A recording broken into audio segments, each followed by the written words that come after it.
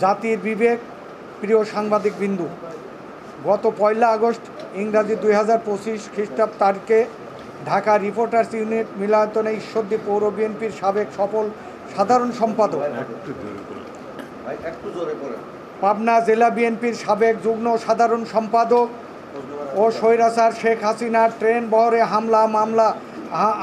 মামলার দণ্ডপ্রাপ্ত হয়ে ফাঁসির মঞ্চে থেকে ফিরে আসা জাতীয় বীর এবং আসন্ন জাতীয় সংসদ নির্বাচনে ধানের শীষের মনোনয়ন প্রত্যাশী জননেতা জনাব মোহাম্মদ জাকারিয়া পিন্টু সহ ঈশ্বরদী উপজেলা বিএনপির সাবেক সফল সভাপতি ও পাবনা জেলা বিএনপির সাবেক সহসভাপতি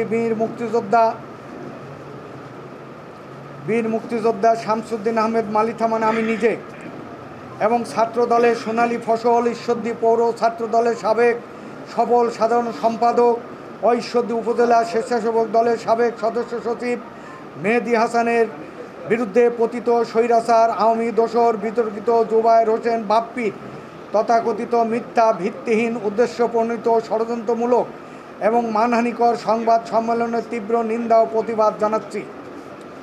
সেই সাথে এই তথাকথিত সংবাদ সম্মেলনের পিছনে কারা রয়েছেন তাদের মুখোশ উন্মোচনের জোর দাবি জানাচ্ছি। প্রিয় সাংবাদিক বন্ধু, আপনারা জানেন গত 5 আগস্ট পূর্ববর্তী সময়ে ঈশ্বরদী সুষ্ঠু ধারার রাজনৈতিক চর্চা বিএনপির নেতা মোহাম্মদ জাকারিয়া পিন্টুর হাত ধরেই শুরু হয়েছিল। সৌহার্দ্যের এক নূতন অধ্যায় রচনা করেছিলেন বিএনপি নেতা জাকারিয়া পিন্টু। কিন্তু দুর্ভাগ্যের বিষয় হলো আসন্ন জাতীয় সংসদ নির্বাচনে জাকারিয়া পিন্টু এমপি পদে প্রার্থী হওয়ার ঘোষণা দিলেই শুরু হয় বিপত্তি। পাবনা জেলা বিএনপির আহ্বায়ক হাবিবুর রহমান হাবিব প্রতিহিংসা পরায়ণ হয়ে জাকারিয়া পিন্টুর বিরুদ্ধে একের পর এক নানা ষড়যন্ত্র শুরু করেন। বিভিন্ন টক শো, আইন শৃঙ্খলা কমিটির সভা সহ বিভিন্ন সামাজিক যোগাযোগ মাধ্যমে জাকারিয়া পিন্টুর বিরুদ্ধে একের পর এক মিথ্যা ও কুৎসা রটাতে থাকেন, যা আপনাদের অজানা নয়। এছাড়া পদ্মা নদীর জলদস্যু ও নিষিদ্ধ আওয়ামী লীগ নেতা ইঞ্জিনিয়ার হাসানুজ্জামান কাকন বাহিনীর পক্ষ নিয়ে প্রকাশ্যে পদ্মা নদীর বৈধ তরিয়া মহলের ইজাদার এটিল এন্টারপ্রাইজের স্বত্বাধিকারী কর্মী বান্ধব নেতা মেহেদী হাসানের বিরুদ্ধে অবস্থান নেন। পদ্মা নদী ও তীরবর্তী এলাকায় নিষিদ্ধ কাকন বাহিনীর একের পর হামলা ও গুলিবর্ষণের ঘটনাকে শাক দিয়ে মাছ ঢাকার চেষ্টায় মত্ত ওঠেন হাবিবুর রহমান হাবিব।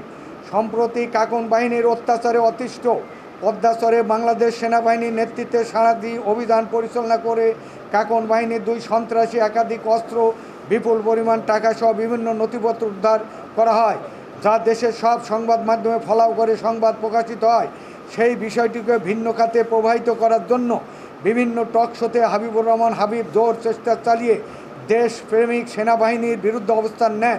পদ্মা নদীর বালু উত্তোলনের বিতর্কিত ইজাদার মোল্লা এন্টারপ্রাইজের স্বত্বাধিকারী শহীদুল ইসলাম মোল্লা, যিনি নিষিদ্ধ ছাত্র সংগঠন বাংলাদেশ ছাত্রলীগের বাগাতিপাড়া উপজেলা শাখার যুগ্ম সাধারণ সম্পাদক এবং বৈষম্য বিরোধী ছাত্র আন্দোলনের হামলা মামলার অন্যতম আসামি, তার পক্ষে অবস্থান নিতে কার্পণ্যবোধ করেননি হাবিবুর রহমান হাবিব।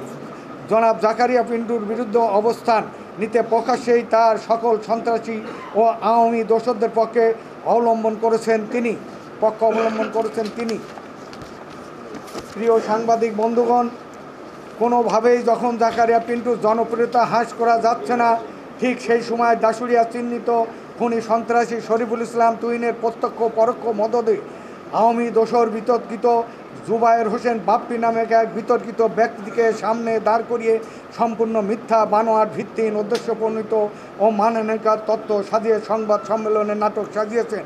কথিত সংবাদ সম্মেলনে বিএনপি নেতা জাকারিয়া পিন্টু সন্ত্রাসী, চাঁদাবাদ, মাদক ব্যবসায়ী, বালুমহল দখলকারী উল্লেখ করা হয়েছে। শুধু তাই নয়, চরম মানহানিকরও বটে।